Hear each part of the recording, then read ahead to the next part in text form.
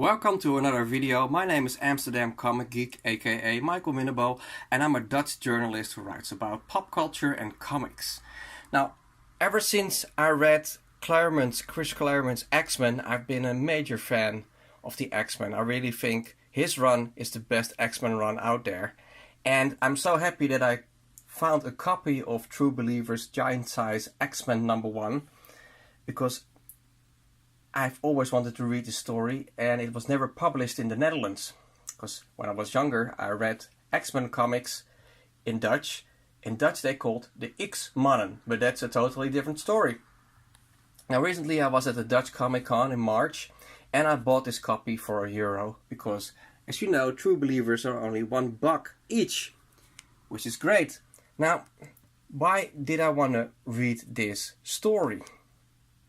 It's the reboot, basically, of the X-Men. X-Men were created by Stan Lee and Jack Kirby, but actually it was never a big success back in the 1960s. So after a while they stopped printing new issues and just reprinted old issues.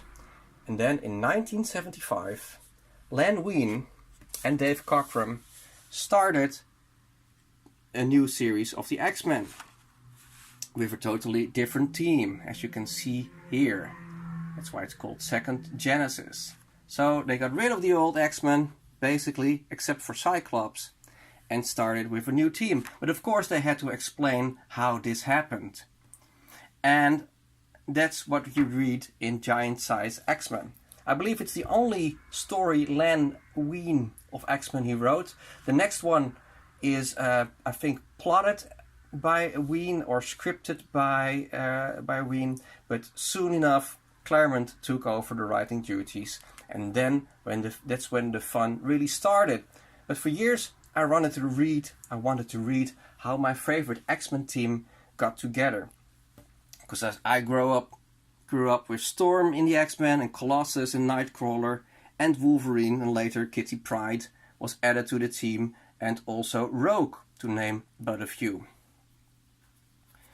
And so I was always curious, and look at this cover. This is a cover by Gil Kane, and it's inked by Dave Cockrum, so it's not art by Cockrum himself, although he did the design of most of the new characters.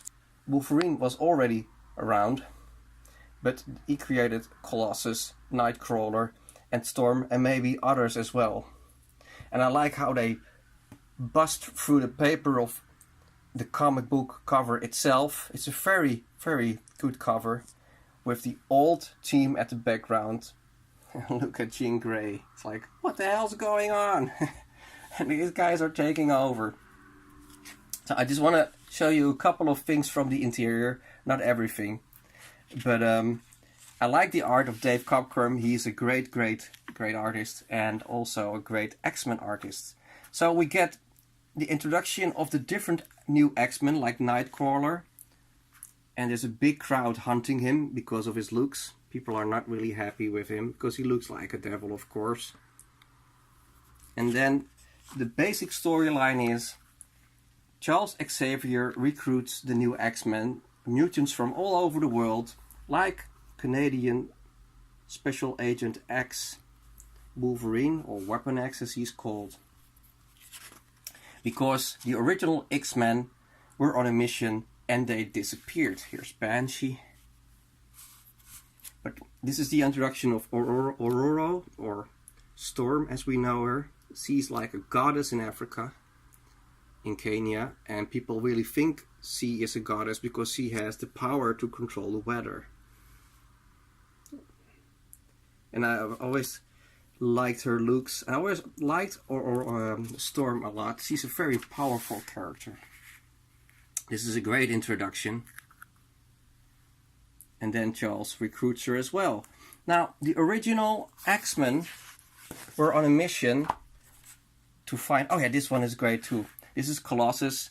And this is the first time I saw Peter Rasputin's parents. So that was great. So he has to save a little kid from this tractor going ahead. This is a classic superhero scene, I think. And then he changes in organic steel. and then he is recruited by Charles Xavier as well. Now, Colossus is a Russian, so back in the day, this was still in the Cold War, you must remember, in the mid-1970s. So it's quite special that this team had a very international look. Aurora being black, Nightcrawler being German, Native American, and Colossus being, of course, a Russian, like I said, and a Canadian superhero, Wolverine. So that was quite spectacular back in the day, and I think they were aiming for an international audience, so they thought, well, we have to have an international team as well. Sunfire is Japanese, but out of the team before you know it, and Banshee is Irish, and I really like that character. And Cyclops is part of the team, because the original X-Men were going to find a special mutant on an island, and then they kind of disappeared and Cyclops went back. And now later, spoilers, it appears that the island is alive and it's the mutant itself, and it keeps the old X-Men captive so he can take their life force, basically. That's what the story is about. And the island itself had Charles Xavier under its control. So he would recruit more mutants and send them his way so he can have more life force. That's basically the story of how the new original X-Men came together. The new original X-Men from 1975, that is, of course, because the original X-Men, Beast, Angel, Cyclops, Iceman, and Marvel Girl, as Jean Grey was called back in the day, is, of course, these are the original X-Men, if you can catch my drift. Later on they became X-Factor, but that's a totally different story as well.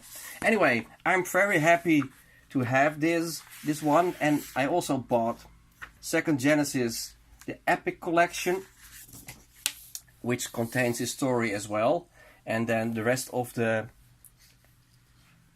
Claremont and Dave Cockrum run. It's great stuff in here.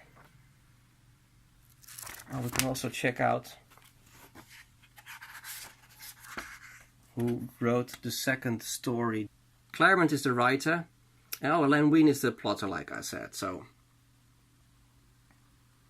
and what I like is when you read this big volume of X-Men stories, you get to know the characters better, and they're defined better during this run. So Wolverine is kind of a flat character in the beginning, but later on he gets depth.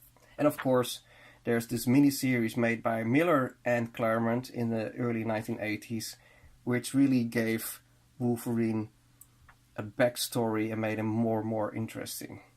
So it's like, it's all in development, and it's great to be able to read the development of these characters from the beginning. So I'm very happy with this Epic collection, and I'm very happy with the giant size X-Men from 1975 reprint, especially the cover, which is a classic.